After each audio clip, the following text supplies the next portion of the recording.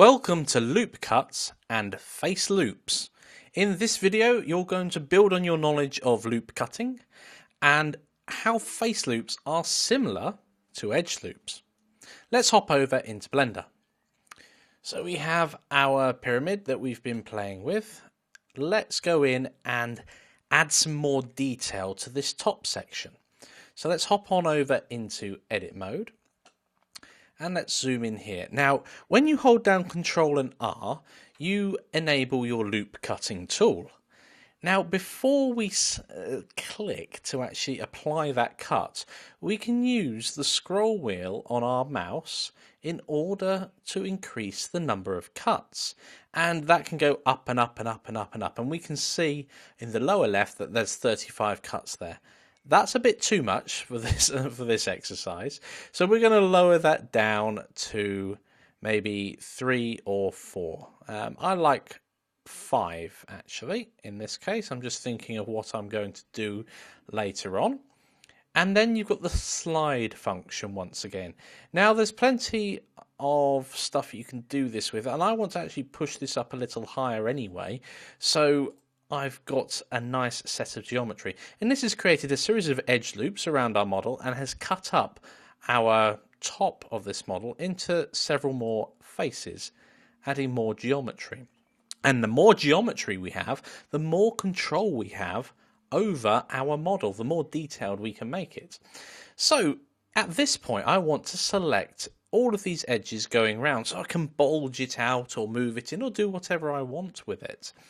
So making sure that the face select is on. Again, holding down Alt will enable you to select a face loop, just like it does with an edge loop. And if we click towards the edge, the left or right edge, it will go round the, let's call it a cube for the moment, it's not quite, go around the top this way. If we click towards the top, then it will follow our model round there. So that's great. We can alter things very quickly. And similarly, if we wanted to alter the height of one of these steps here, we can select a edge loop towards the edge. There we go, got it. And now we can do whatever we want. We can pull that edge loop up and make it some sort of funky hidden thing. We need to fill in some geometry if we did do that, but you can see how powerful that would be. So I'm just going to undo that so our pyramid's not too crazy so you guys can follow. It's challenge time. I'd like you to create some temple detail. So to create some extra geometry at the top of the pyramid, that little square bit at the top, and modify that geometry to make it a bit more exciting. I'm going to leave what you want to do to what you want to do. All that I do ask is that you don't make it too exciting around the top of the stairs, because shortly we'll be creating a door into our temple. And if it's too exciting around there, it's going to be more difficult to make the door. But go wild with it, make it as crazy or as pointy or as large or small as you like. Go for it. Pause the video now and give that a go. Okay guys, welcome back. Let's hop over into Blender. Let's see what we can do to the top. So I've already put lots of cuts in there, that's great. I'm going to face select and I'm going to hold down Alt and select this top ring here. And I want to, I suppose it's scaling it out, but not up and down, so I want to limit the Z. So we want to eliminate that by holding down Shift and Z and pull that out. Now that seems to be, that's not quite what I want because I still want that lip at the very top, so I'm going to have to do something else first. So I'm going to extrude